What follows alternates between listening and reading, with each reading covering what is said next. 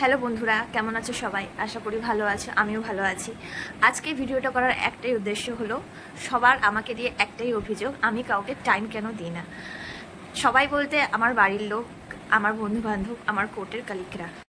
তো টাইম ইচ্ছে করে দিই না, না সময় পাই না, সেটা নিয়ে একটা ছোট্ট ভিডিও ক্লিপ আমি তোমাদের সাথে শেয়ার করব। আমার একটা গোটা দিনের ভিডিও, এখানে সকাল থেকে ঘুম থেকে উঠে আমি কি করছি। এই ভিডিওটা হয়তো আমার বাড়ির লোক, আমার বন্ধু বান্ধব, আমার কোর্টের কালিকরা সবাই দেখবে। তাই যারা যারা আমাকে নিয়ে অভিযোগ করছো যে আমি টাইম দিচ্ছি না কেন, আমার কি হয়েছে, অনেকে ভেবেছে আমি হয়তো রাগ করেছি, কিন্তু এগুলো একদমই না।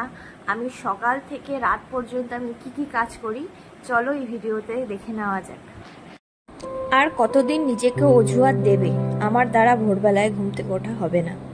যেদিন নিজের হেলথ এবং গোলসটাকে ফার্স্ট প্রায়োরিটিতে রাখবে, তখন তোমার কাছে এত অপশন চলে আসবে যে তুমি নিজেই কনফিউজড হয়ে যাবে যে কোন সুযোগটা ধরবো, কোন সুযোগটা ছাড়বো। দেখো বন্ধুরা, আমি সকাল সকাল উঠে গেছি ঘরের কাজ করার জন্য। তারপরে সবাই জানো যে আমি কোর্টে প্র্যাকটিস করি। যতটা পারি আমার কাজ করার নিজেই আমি চেষ্টা করি, ঘরের কাজ হোক বা বাইরের কাজ হোক বা বাজার ঘাট হোক। দেখো ঘরটা আমি সকাল সকাল ঘুম থেকে উঠে ঘরটা ঝাড়ু করে, ঘরটা পরিষ্কার করে এখন বিছানাটা গুছিয়ে নিচ্ছি। আসলে কি বলো তো বন্ধুরা, শরীরকে যত আরাম দেবে শরীর ততই আরাম নেবে, কিন্তু এটা আমাদের ভবিষ্যতের জন্য খুবই খারাপ।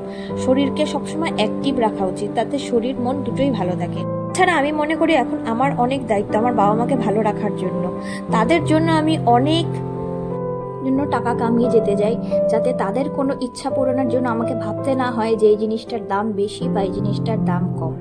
দেখো বন্ধুরা, আজকের দিনে দাঁড়িয়ে আমার মতো হয়তো অনেকেই বুঝতে পারবে টাকা না থাকলে কেউ কারো না।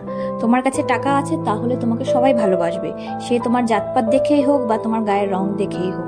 তোমার কাছে টাকা না থাকলে তোমাকে কেউ, তোমার কাছে শিক্ষা থাকুক যাই থাকুক, তোমাকে কেউ মানুষ বলেই গণ্য করবে না। আমার সারাদিনের রুটিনটা আমি তোমাদের সাথে 5 মিনিটের ভিডিওর মাধ্যমে শেয়ার করছি, যেখানে অনেক কিছুই কাটছাট আছে, অনেক এডিট আছে, অনেক পরিশ্রম আছে। সকাল 6টাতে উঠেও মনে হয় যে টাইম আমার কাছে কম পড়ে গেল। যাই হোক, তোমাদের সাথে গল্প করতে করতে দেখো বন্ধুরা, আমার স্নান টান সব কমপ্লিট হয়ে গেল। এখন আমি পুজো করব, পুজো করে তাড়াতাড়ি করে কোর্টের উদ্দেশ্যে রওনা হব।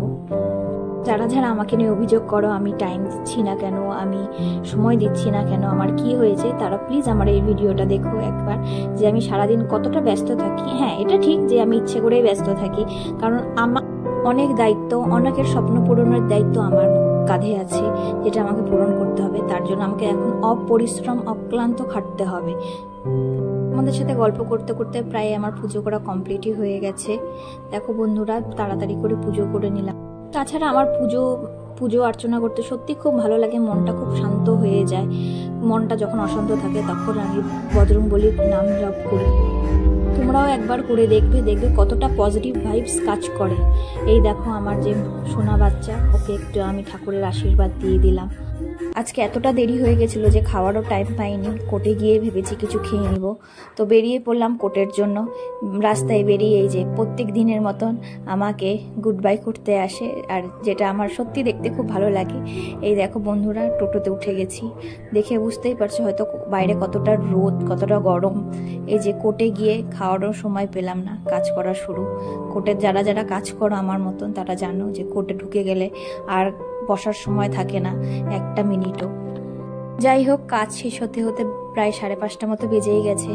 এই দেখো কলা নিয়ে চলে এসেছি, কারণ অনেকেই হয়তো জানো না আমি জিম করি, যার জন্য আমাকে ডায়েট মেনটেন করতে হয়। এই যে আমাকে আবার ওয়েলকাম করার জন্য আমার মেয়ে চলে এসছে। ও সারাদিন বসে থাকে আমি কখন আসবো, কখন মাম্মা আসবে, এসে ওকে একটু আদর করে ভাত খাওয়াবে। এই যে কোর্ট থেকে এসে আমার শান্তি নেই দেখো, কারণ 5:30 6টা বেজেই গেছে। একটু খাবার খেয়ে সন্ধ্যাবাতি দিতে হবে, নাহলে সন্ধ্যা হয়ে গেলে আর আমি খাবার খেতে পারবো না। এই দেখো এখন আমার পিছে পিছিয়ে ও ঘুরে বেড়াবে, আমি যেখানে যেখানে যাব ও ঠিক সেখানে সেখানেই যাব। এই দেখো এত কাপড় পরে আছে, সারাদিন কাজ করার পরেও মনে হয় যে কাজ আর কমছে না, একা হাতে সবটা সামলাতে হয়। কিন্তু তারপরেও বলবো সত্যি এগুলো করতে আমার খুবই ভালো লাগে, কারণ ওই বাইরের জিনিসগুলো অ্যাভয়েড করার জন্যই আমি আরো বেশি করে করি।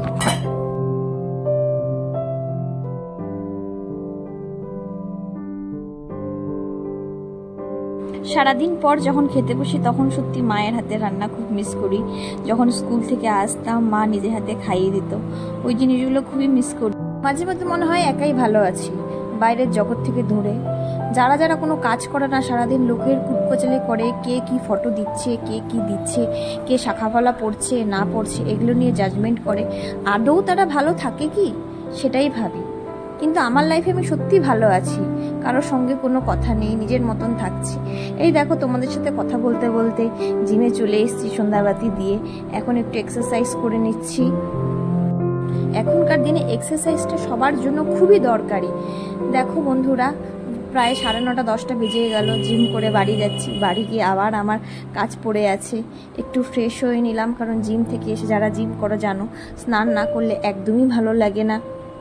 থেকে বেরিয়ে ভেবেছিলাম একটু স্কিন কেয়ার করবো, বাট এত শরীরটা টায়ার্ড হয়ে গেছিলো, কারণ এখন অনেক কাজ পড়ে আছে। ভাত করতে হবে, আমার একটা ছোট্ট বেবি আছে এঞ্জেল, ওর জন্য খাবার করতে হবে।